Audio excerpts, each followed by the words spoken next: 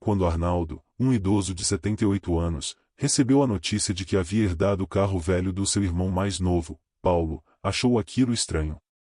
Paulo nunca fora alguém que se apegava a objetos, muito menos a veículos antigos.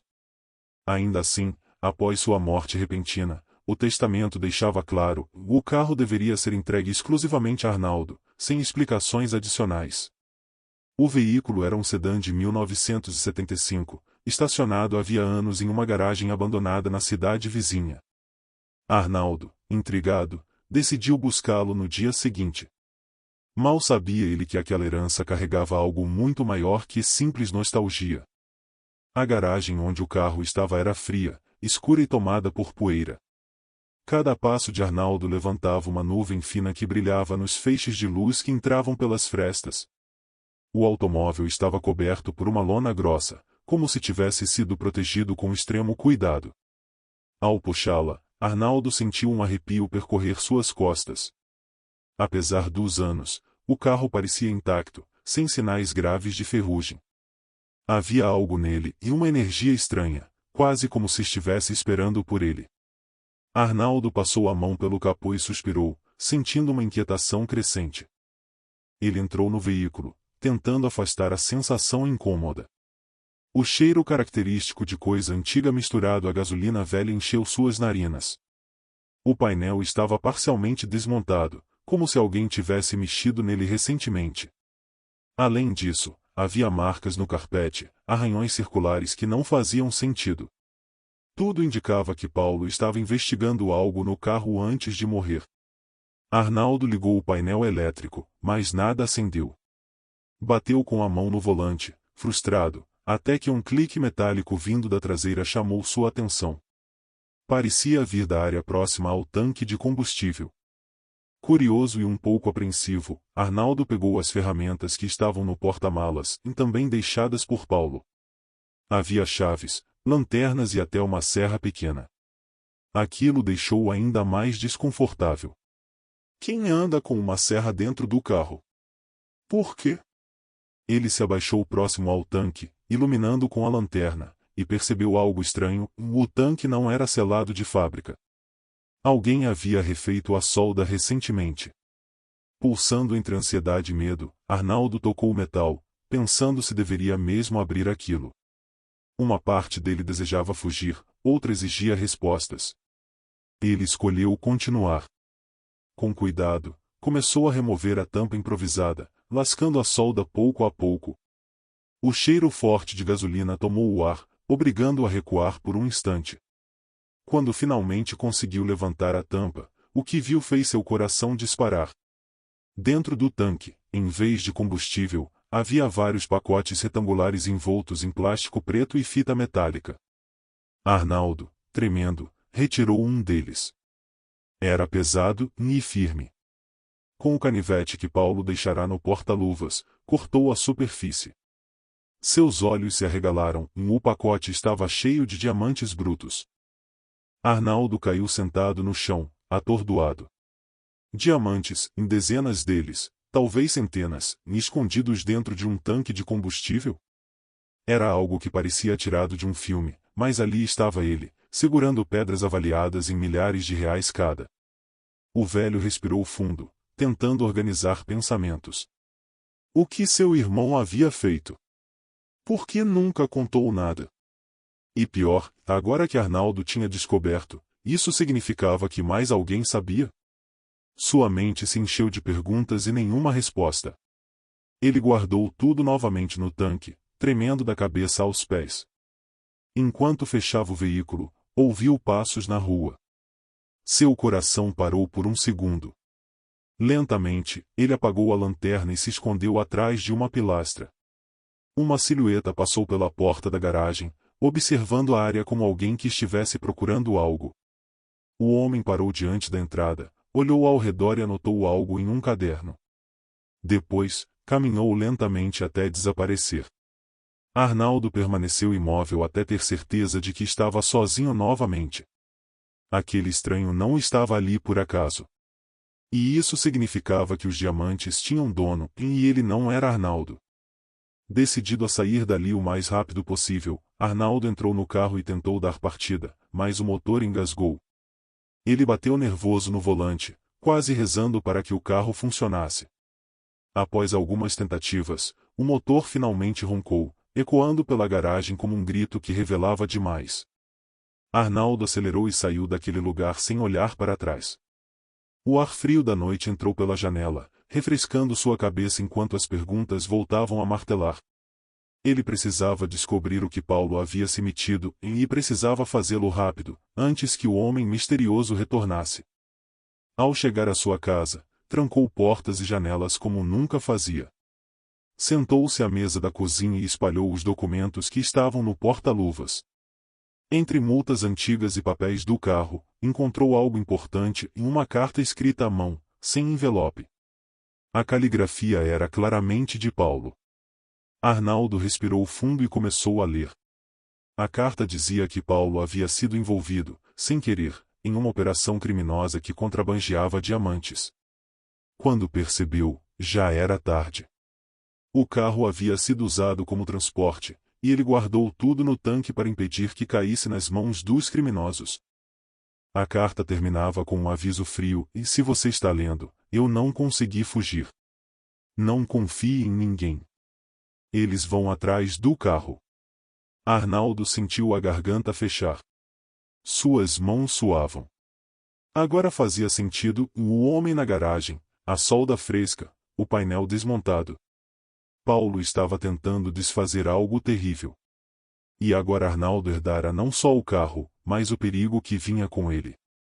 O velho respirou fundo e segurou a carta contra o peito. Ele precisava decidir: fugir, esconder ou enfrentar tudo de vez. Nenhuma escolha parecia segura, e mais fazer nada era ainda pior.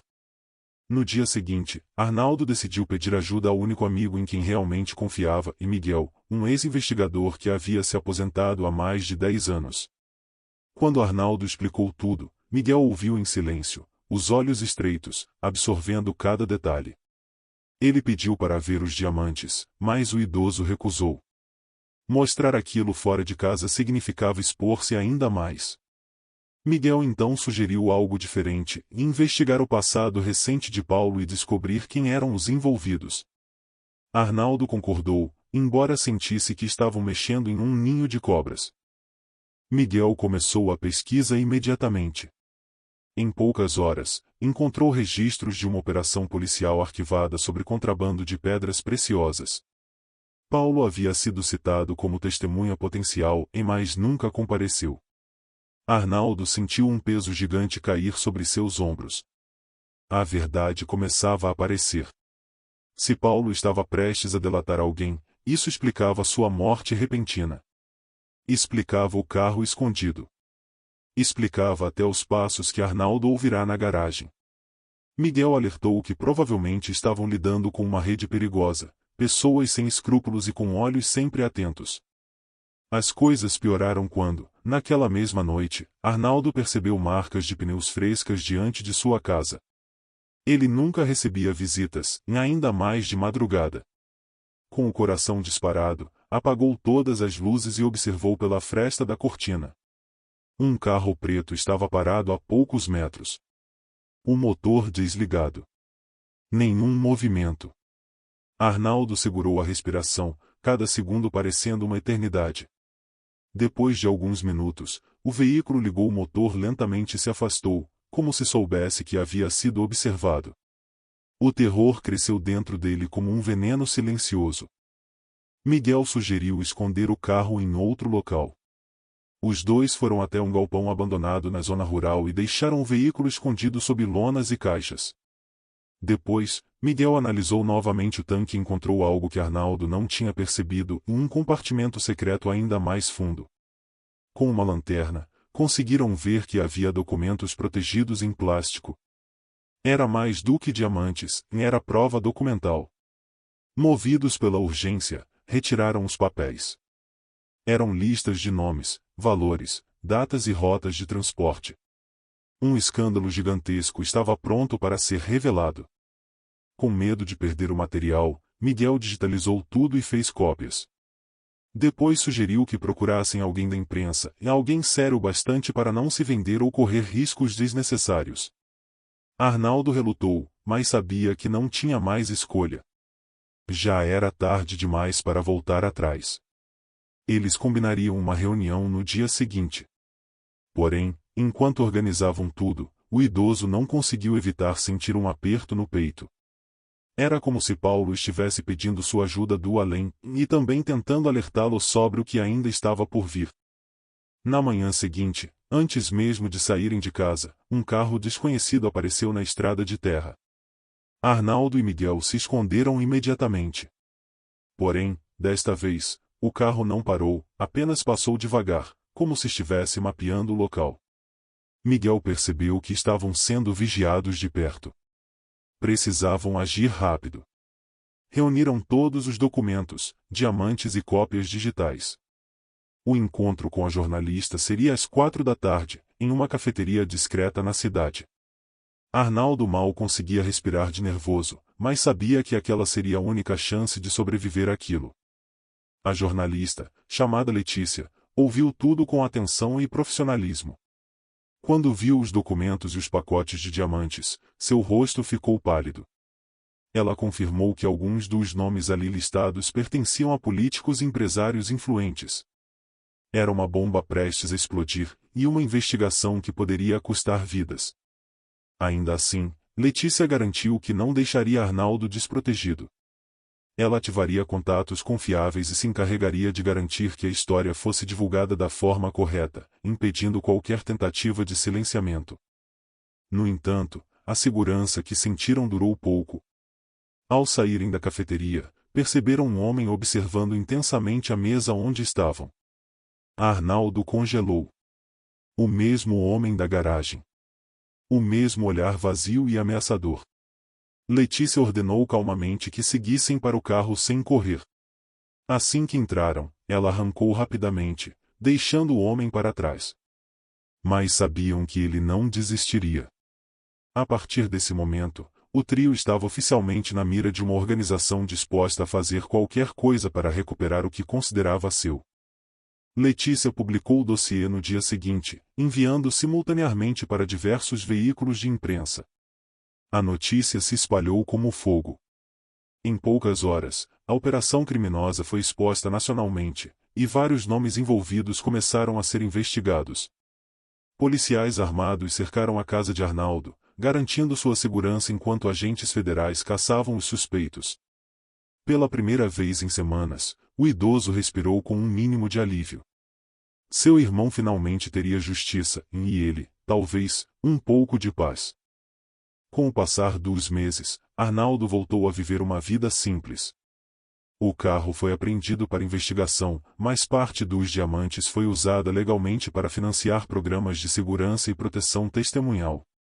Arnaldo guardou apenas um único diamante, devolvido como lembrança simbólica, e não de riqueza, mas de coragem.